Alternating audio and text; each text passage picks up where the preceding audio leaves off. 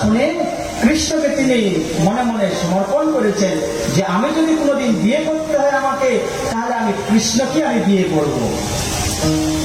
আছে না এরকম অনেক ছোট ছোট মেয়েরা যখন কিছু জানে না, আমি গোপালকে কৃষ্ণকে বিয়ে করব।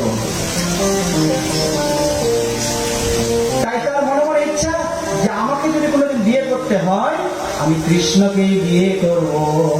কৃষ্ণের রূপের কথা, গুণের কথা, সমস্ত কথা তিনি বুঝতে পেরেছেন, নারদের মুখে শুনেছেন।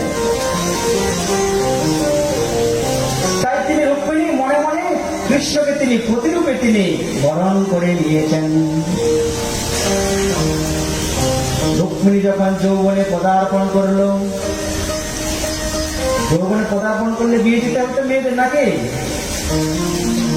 এখন রুক্মিণীর পিতা ভীষ্মক রাজা, আরো মা, আরো আত্মীয় স্বজন সকলে কৃষ্ণের সাথে বিয়ে দিবে তাদের ইচ্ছা।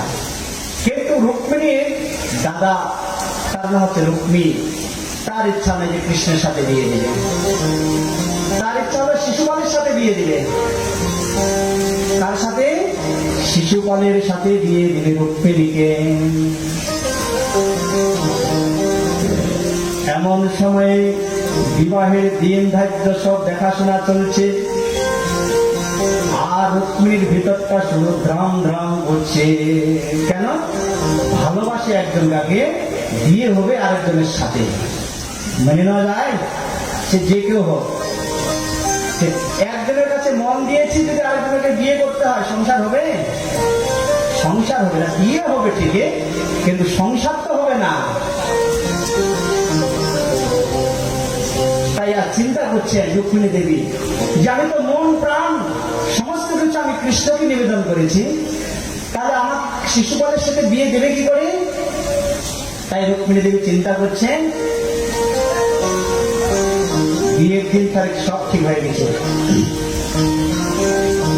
আর ওইদিকে কৃষ্ণ তিনিও রুক্মিণীর কথা শুনেছেন নারদের মুখে। রুক্মিণী অপরূপ সুন্দরী ছিলেন দেখতে।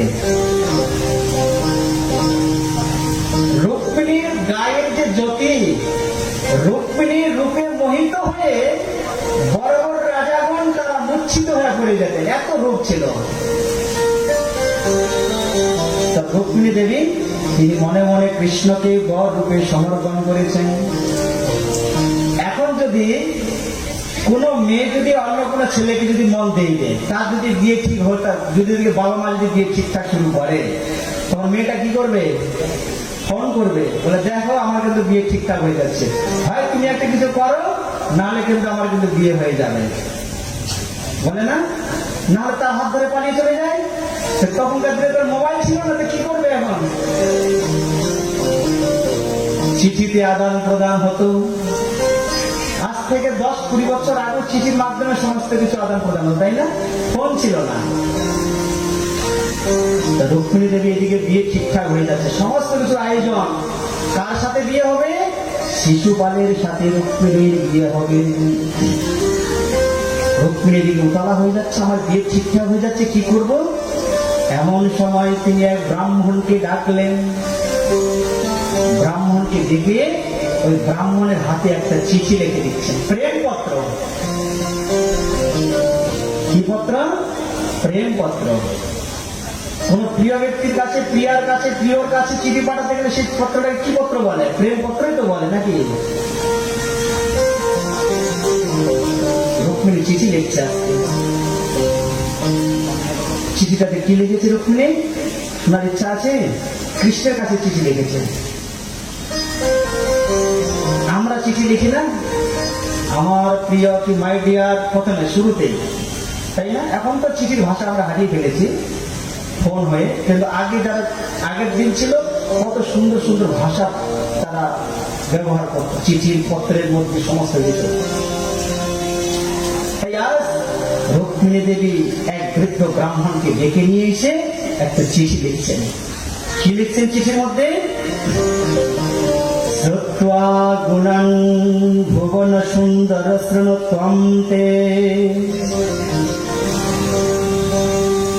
নির্বিশ্বকর্ণ বিবরৈ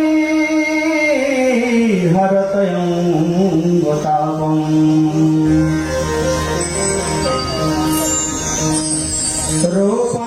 সাদৃশমতা মখিলার তোলাবম তৈ অচ্যুতা বিশতি চিত্রম পত্র কম্যে।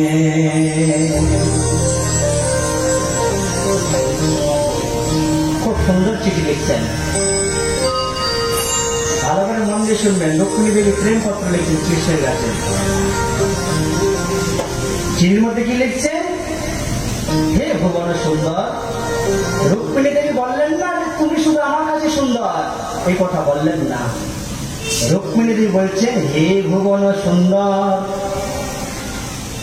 যেদিন থেকে আমি তোমার গুণ মহিমা শ্রবণ করেছি সেদিন থেকে আমার মনটা আমি তোমাকে সমর্পণ করে দিয়েছিলাম। কে বলছে? রুক্মিণী দেবী বলছে প্রভু আমার মনটা আমি তোমাকে সমর্পণ করে দিয়েছিলাম, আর তোমার কথা নির্বিশ্বকর্ণ বিবরৈর হরতং গতাপং,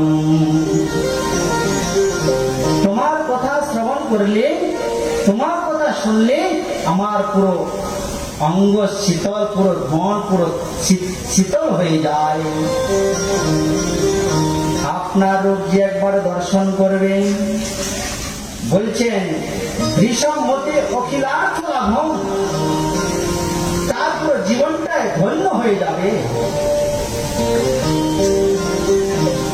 তার পুরো জীবনটা ধন্য হয়ে যাবে যে প্রভু আমি তোমাকে আমার মন প্রাণ তোমাকে সমর্পণ করেছি।